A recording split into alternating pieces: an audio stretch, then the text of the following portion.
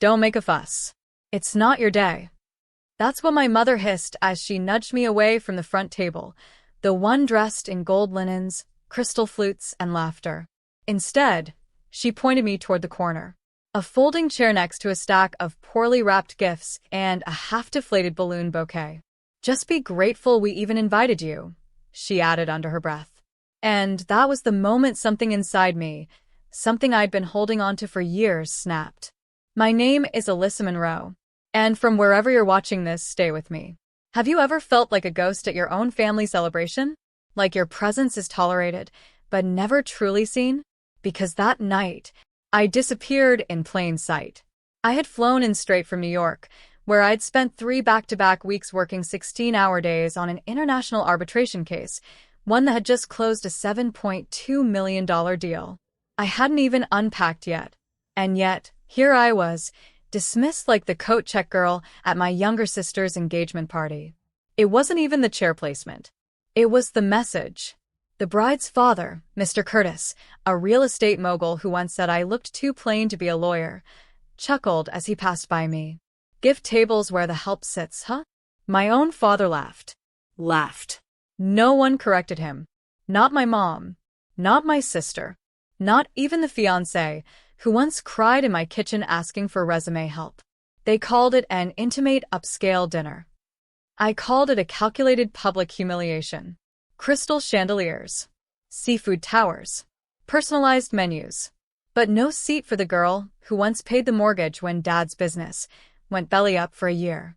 I sat in silence, tight smile, straight spine, until my phone vibrated. It was a notification from my assistant, Tasha. Client, Curtis Developments. Status, final sign-off pending, awaiting your authorization. I stared at the message, blinked. Read it again. Oh, how deliciously poetic the universe can be. You see, the $7.2 million contract Mr. Curtis was celebrating with champagne and caviar? It ran through my firm. Through me. I was the senior counsel on that deal. I had the power to approve, or to decline. And in that moment, as my sister toasted her amazing future and my mother beamed like she'd just birthed royalty, I quietly stepped outside, opened the portal, typed 7 words. Decline. Pending conflict of interest. Terminate immediately. Clicked send. Then turn off my phone. 10 minutes later, just as the main course was being served, Mr. Curtis's phone rang. His face turned pale, then red, then a sort of terrifying, mottled white. He stood up so fast his chair toppled over. You can't be serious. She doesn't have that authority. She's just. Then his eyes found mine. The gift table girl. The one with a law degree, a quiet smile, and his future in her palm. You, he said, stunned. I simply reached for my wine, raised it slightly. Cheers. And took a sip. The room fell dead silent. You could hear the knives hit the plates. But it was too late. The gift table girl had just gifted them the bill. For a full 30 seconds, no one said a word. Forks hovered midair. Champagne froze in flutes. My sister's jaw slackened, the smile still painted on but draining fast, like someone forgot to tell her the joke was over. And Mr. Curtis? He looked like a man who'd just watched his empire spring a leak, then explode. This has to be a mistake, he muttered, clutching his phone like it could reverse time. He stormed out of the ballroom, barking into the line, his voice fading down the hall. That's when my mother leaned across the table. Alyssa, what did you do? No gratitude. No curiosity. Just accusation. I'm sorry, I said, my tone like honey soaked in iron.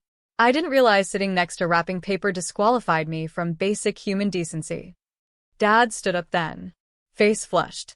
You embarrassed this family. I stood too. No, you embarrass me. Repeatedly. Publicly. Systematically. I just finally returned the favor. The silence didn't hold. Not for long. Whispers erupted like firecrackers. Is she really the lawyer on that deal?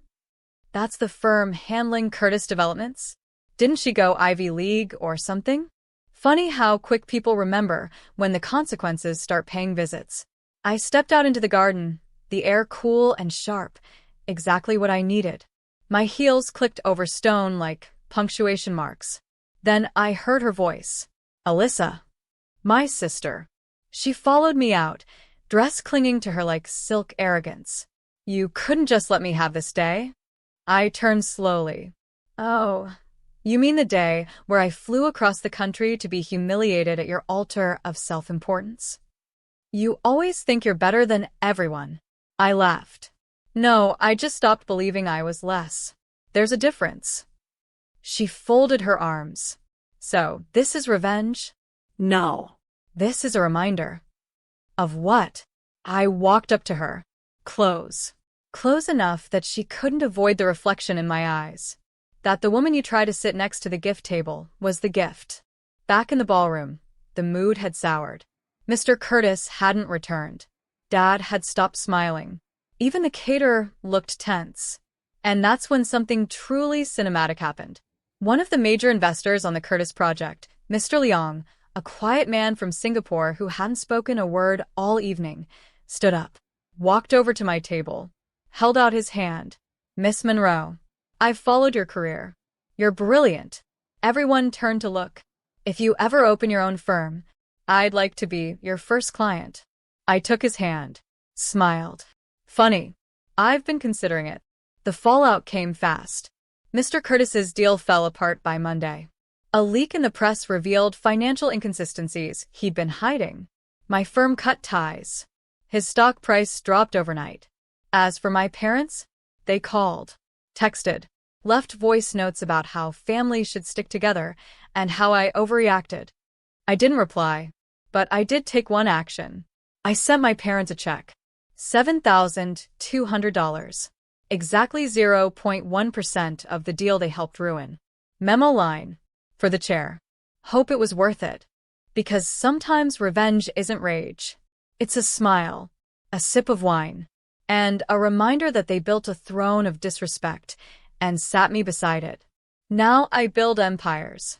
And they're not on the guest list. 3 days later, my phone buzzed with an incoming call from Mom. I let it ring out. Then again, 10 minutes later. Dad. Straight to voicemail.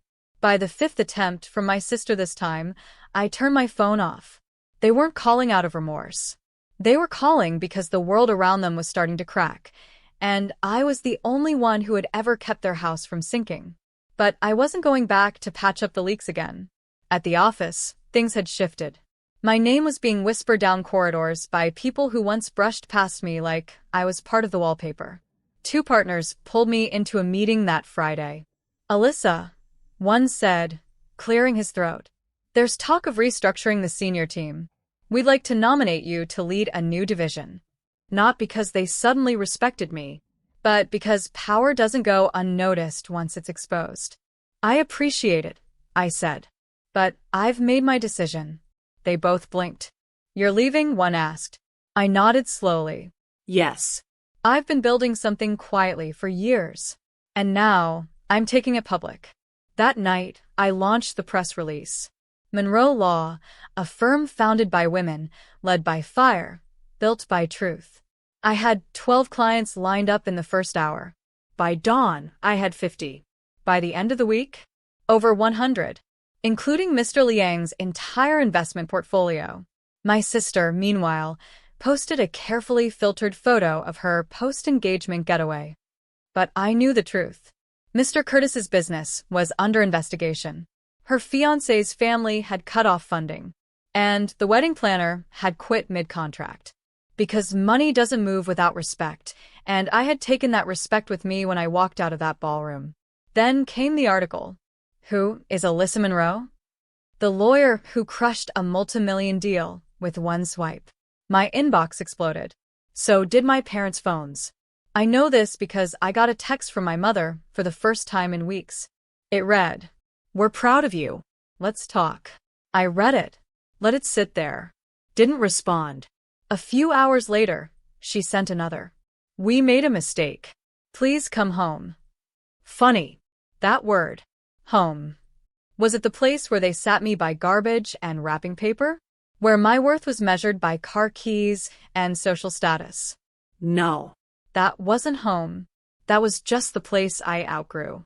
I poured myself a glass of wine and looked out my window, from the 28th floor of my new office. Glass walls. Sunlight streaming in. My firm's name on the entrance downstairs. And I thought about that night. The folding chair. The fake smiles. The toast I was excluded from. And how none of it mattered now. Because I had built something no one could seat me out of again. And just when I thought it couldn't get more poetic, an invitation arrived. My sister's wedding. Rescheduled, downsized, and now family only. I flipped it over. Not even my name. Just +1 optional. Seating near extended relatives. No table number. No title. Just a repeat of their same tired message. You don't belong with the important people. But this time they were absolutely right. I didn't belong with them anymore. I belonged above. I could have ignored the invitation. I could have tossed it in the shredder and gone back to my espresso and client contracts. But I didn't. Because some messages deserve answers. So I wrote one. RSVP. Declined. Reason. I'll be busy that day launching my foundation. No signature. No flourish. Just a quiet, surgical strike. I mailed it back in their pre-stamped envelope because if they expected me to pay for postage, they didn't know me at all. The Monroe Foundation was something I dreamt of for years. Free legal resources for women who'd been erased in silence. Financial literacy programs. Court advocacy. Pro bono housing law. And on the date of my sister's rescheduled wedding, I hosted a launch gala. Same time. Different universe. That evening, the ballroom glowed in copper and navy. Strings played overhead. My firm's clients mingled with community organizers and former shelter residents. No one cared what bag you carried or how much your shoes cost. Because here, your value wasn't measured by table number. It was measured by what you'd survived and what you were helping to build. I gave a short speech. For years, I sat at the other table. The folding chairs. The almost and not quite. But tonight, I sit here not because I was invited, but because I built the table. And now, it's open to every woman they tried to silence. The crowd stood. People cried. And somewhere, miles away in a garden with rented decor and wilting roses, my sister was walking down an aisle that had cost a relationship worth far more. Later that night, I received a photo. It came from a mutual friend who had been forced to attend both events, bless her. It showed my sister, stiff in her designer dress, her smile cracked at the edges. And behind her, Mr. Curtis, red-faced, yelling on the phone. Apparently, another contract had just slipped through his hands, one tied to a property deal funded by my foundation. Oops. I don't gloat, but I do document. I printed that photo, not for mockery, but as proof that even if they leave you in the shadows long enough, eventually, you become the storm that rewrites their sky. A week later, my father called again, left a voicemail. His voice wasn't angry anymore. It was tired. I was wrong, Alyssa. We were all wrong. You did everything for us. And we treated you like furniture. You're not enough. You were always too much for us to see clearly. I saved the message. Didn't reply. Some apologies aren't meant to be answered. They're meant to be archived. Then one night, after locking up the office late, I found a letter slid under my door. My assistant had missed it. Handwritten. From a girl named Marcy. 16. I saw your story online. I thought I was nothing until I watched your speech. I want to be a lawyer now. Thank you for showing girls like me that we can. I sat there in the dark, holding that note like a prayer. The world had tried to tuck me away next to the gift table. Now girls were putting me on their vision boards. That's when it really hit me. I didn't need a seat at their table. I was already feeding a feast to 1,000 others. 2 months after the wedding, I received an invitation. Not to another family event, but to the State Economic Advancement Summit in D.C. The panel? Women Redefining Power. Keynote speaker? Me. I had to reread the email 3 times. It wasn't just a spotlight, it was vindication. And I knew exactly what to do with it. I called my assistant, smiled, and said, "We're booking a table. A big one." By the time I landed in DC, the media buzz had already started. Not just about my foundation or the panel, but the Monroe Law Group's acquisition of a high-profile, multi-state case previously owned by, wait for it, Curtis Developments. That's right. One of Mr. Curtis's competitors had reached out quietly. They wanted a clean, brilliant firm to handle the biggest urban redevelopment in the tri-state area. And they wanted me. Your ethics, your voice, your impact. It's what this project needs, the executive had told me. I signed the contract the night before the summit. $31.8 million in billables over 3 years. And here's the kicker. At the summit, after my speech, which, by the way, ended in a standing ovation, I was approached by a man in a navy suit and an all-too-familiar smirk. Mr. Curtis. Red-eyed. Thinner. "Alyssa," he said with a faux smile. "I think we may have gotten off on the wrong foot." I sipped my lemon water. Waited. If you ever want to circle back, let bygones be bygones, my door's open. You know how deals work. I looked at him like someone reviewing expired milk. "Mr. Curtis, your door was never open. It was bolted shut. The only reason you're talking to me now is because I built my own house." He blinked. I smiled. And I don't negotiate with people who think respect is optional. I walked away, not because it was dramatic, but because it was final. That same night, I posted a photo from the summit. Me, standing with 5 other powerhouse women, laughing. Alive. Caption. They try to seat me next to the gifts. Now, I am the gift. It went viral. 300,000 likes. Thousands of comments from women who'd been dismissed, sidelined, erased. I wasn't just a headline anymore. I was a mirror for every woman who'd ever been made to feel small. Then came the letter from my sister. Handwritten. Thick, expensive stationery. No doubt from some influencer box. It started with "Dear Alyssa," and ended with "I miss us." There were lines about childhood memories, about wishing things could be like before, and a vague offer to meet for coffee. I sat with it for a moment, then folded it back into the envelope. No tears. No hate. Just clarity. Because the us she missed never really existed. It was always me making space, me showing up, me holding the door open, while they criticized my shoes as I did it. Now, I don't hold doors for people who lock me out. I build my own. With no room for folding chairs. Only seats that honor the journey. And when people ask what changed, I tell them. They tried to write me off. So, I rewrote the story and removed their names. It happened at a grocery store of all places. I had just finished speaking at a local university about women in law when I stopped for oat milk and blueberries. And there, near the self-checkout, holding a bag of instant ramen and looking like a windblown ghost, stood my mother. Hair thinner, eyes unsure, dressed in clothes that didn't scream, Golden Girls mom anymore. She spotted me instantly. Paused. Hesitated. Then gave a little wave, like we were old friends who'd lost touch. "Alyssa," she said, like my name still belonged to her. I said nothing at first. Just looked at her. Because I remembered. Not just the wedding. Not just the gift table. But the years of silence when I paid the mortgage and kept the lights on while they told everyone how the younger ones got the real talent. She stepped closer. "I heard about your speech, and the firm, and all the success." I nodded. Yeah. "It's been a journey." She looked down at her groceries. Then up again, a smile flickering in her voice. "Your father's not doing well. The business is, well, it's gone." She didn't cry. Not quite. But her eyes held something new. Need. "I told your sister she should reach out. That maybe it's time we all sat down and talked." I tilted my head. Studied her. Not with hate. Not even with resentment. Just perspective. "The last time I sat at your table, you said nothing while a man laughed in my face. Alyssa. And when I built my own table, none of you showed up." She flinched. Just slightly. "People make mistakes. People own mistakes.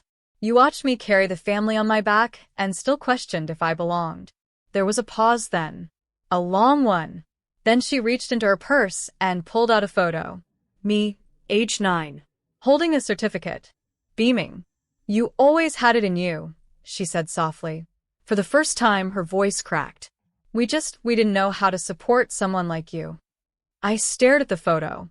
That little girl had begged for approval in every report card, every competition, every dinner she paid for with adult silence. I handed the photo back. She grew up, and she's okay now. Does that mean there's no chance? She whispered. It means, I said gently, that healing is not the same as reunion. I've healed. You're welcome to do the same. Separately. I walked out of that store without looking back, because this time there was nothing left to carry. Later that night, I stood on the rooftop of my office building, wind in my hair, the city glittering below. My assistant, Tasha, brought out a tray of champagne. The staff had gathered. We were celebrating 10,000 pro bono hours logged. Lives changed. Contracts rewritten. Stories reclaimed. As we toasted, I looked at these women, all once told they were too much or not enough, and felt something I hadn't felt in years. Peace. Not silence. Not vindication. But real, quiet peace.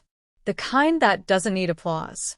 Because I knew I didn't need my family's love to validate my worth. I needed their absence to discover it. A few weeks later, an email hit my inbox with a subject line. Invitation to honor our community leaders, City Hall. At first, I assumed it was spam. But then I opened it. My name was listed. Top of the list. Along with a request to speak on behalf of women entrepreneurs in underserved communities. The mayor would be there. So would the city council. Media. Donors. My foundation had made waves far beyond what I imagined. I accepted. Not for the cameras. Not for revenge. But for the girls in the back of the room who still whispered their ideas like secrets. The day of the event, I wore a deep navy suit. Not flashy, not loud. Just mine. As I stepped onto the stage, the hush fell across the auditorium. I was raised to think success meant silence. I began. Don't be too loud. Don't ask for too much. Don't sit where you're not invited. I paused. But here's the truth. Sometimes, you're not meant to be invited. You're meant to own the table. The crowd clapped, not the polite kind. The kind that feels like thunder in your chest. And somewhere, behind the cameras and velvet ropes, I spotted them. My sister. My mother. Even my father. In the back row. Silent. Unannounced. Watching. I kept speaking. Not for them. But in spite of them. Afterward, a reporter approached me. You're trending, she said. Your stories become more than viral. It's transformational. Funny, I smiled. It started with a folding chair and a $7,200 reminder. She laughed. And where do you go from here? I build tables with no head. Just seats, for anyone who's been told they didn't belong. That night, I got one final message.